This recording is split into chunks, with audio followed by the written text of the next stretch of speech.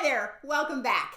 In this video, I want to go over why cash envelopes are the perfect answer to keeping your spending in control or to help you overspending. I will also explain how to get started. And if you like this video, please hit the subscribe button down below and don't forget to hit the bell to get notified of any future videos. Okay, let's dig in. First off, if you aren't sure what cash envelopes are, they are exactly what they sound like. You have an envelope and you put cash in it. They could be fancy envelopes or they can be just plain old envelopes you buy from the store. But you'll create one envelope for each category, and the basic categories would be groceries, car gas, diapers, nails, haircuts, eating out, lunch at work, personal allowance, and clothes. Now there are a few more, but those are the basic ones. Pretty much everything that you spend your money on a regular basis, where you have a tendency to maybe spend too much or you want to keep it under control. So to begin, make a list of all the categories that you would like to budget and take control of. Besides, one of the beauties about cash envelopes is that you are the boss. And I don't know about you, but I love being the boss. You become the boss because you decide ahead of time how much money you're going to spend in a certain category, rather than just spending money and wondering where in the heck you spent it. So once you determine your categories, put a dollar amount to each category. So let's say your groceries is $125 a week and you want to get your nails done every 2 weeks. So you put $20 in your week for your groceries and you have $40 and you put $125 in your grocery envelope. Or you know that eating out at work costs $10 a day, so you put $50 for the week in your eating out at work envelope. You've determined how much money you want to put in each envelope every week.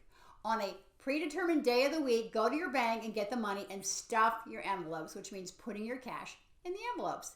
You'll have one envelope for each category, and I used to always write on it how much money was supposed to go in it so I did not forget. You will also create an additional envelope called credit cards, and I'll get that to in a second. Now in your hand, you have these envelopes that are so full of cash. I used to feel so rich at the beginning of the week. Okay, so in each envelope, you have what you're going to spend for the week, or you could save up for a future date. Let's say like your nails, you're going to put $20 a week in so that at the end of 2 weeks, you have $40. Or clothes. If you put $50 a week in clothes, you would have $200 at the end of the month to spend. So let's take the $50 you set aside for eating out at work every week as an example. That $50 is all you have. You don't have $55. You don't have $52. You don't have $50.50. Look in the envelope. How much do you have? You only have $50. And for most people, this is a new concept to spending and money. Now, when you have cash envelopes, a couple of things happen. Number one, you become hyper aware of your spending, which I'm sure you've never really had before. In the past, if you wanted the burgers and fries and a sweet tea and it cost you $13, that's what you bought. And you did that 5 days a week. Now you need to be a little more price conscious and you need to make sure you're not running out of money if you want to eat out every day. So you overspend on money on Monday and Tuesday. You might not have money to go out to lunch on Friday, or maybe not even on Thursday. When I first started using cash envelopes, I ran out of money really quickly. It took time for me to get used to paying attention to make sure that I had money left over at the end of the week. So it's going to take you some time, if we use the eating out at work example, for you to make sure you have money left over on Friday. I also felt really uncomfortable telling people that I could not do something because I didn't have the money. But I realized I did have the money, just not in that line item. It's budgeted, but I already spent what I allocated. So I learned that if I came clean with my friends and family, it was so much easier for me to stay on track. And so I said, I want a new program to manage my spending so I can pay off debt, save money, and live a life of financial freedom when I'm older. And their ears would pick up and want to know what I meant. I laid out my scenario and they were very impressed. And if you're letting your inability to come between you and your financial future, it will be hard for you to stay on track because you will look at it from a mindset of lack. I can't go out because I don't have the money, rather than a mindset of abundance because you have your eyes on your financial future. All right, let's get to that envelope labeled credit cards. Now, I love to pay cash for almost all my things because it was a visual representation of my money leaving my life. You work hard for your money and you don't want to fritter it all away, right? So if you're using a card, take the money out of the envelope and put it in the credit card envelope. And you may want to get some 1s and 5s when you get your cash or ask the waitress to make change for you so that after your lunch is $13 and you actually transfer the $13 into your credit card envelope and never round down, always round up. This is awesome because when your credit card bill comes due, you actually have set aside the money to pay your bills. This is how you stay on track and don't have credit card debt.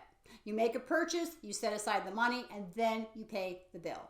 Now, I need to add a few words of caution, a few caution areas that might derail you from your spending program. Using the lunch out as an example. If you use your credit card and don't bring your cash envelope with you, most people have a tendency to forget to transfer the money when they get home. In our world of digital reminders, don't forget.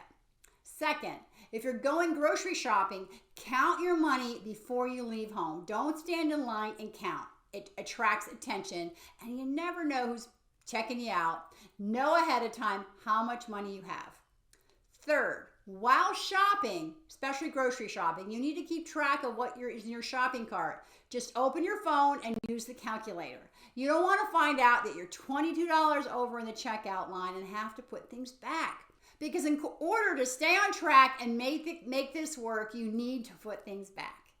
And fourth, this is exactly how I used to budget. I used to determine ahead of time how much money I wanted to spend in each category, and then I would have set aside the money. And this is exactly what you're supposed to do.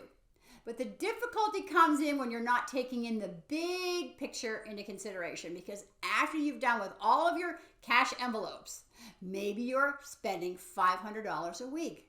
But are you taking into consideration the overall picture of your financial health? Because after you add up all of your expenses, including your rent, your mortgage, utilities, car payments, debt payments, home repairs, etc., are you saving any money and is your budget healthy? So to actually make sure that your spending is healthy, take a look at the overall picture as you're creating your cash envelopes.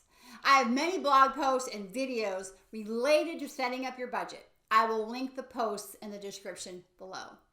And that is cash envelopes. They are really easy to set up, and as with everything in your world of money and finances, your goal, your big why, is what will sustain you as things get hard and life comes at you at 100 miles per hour.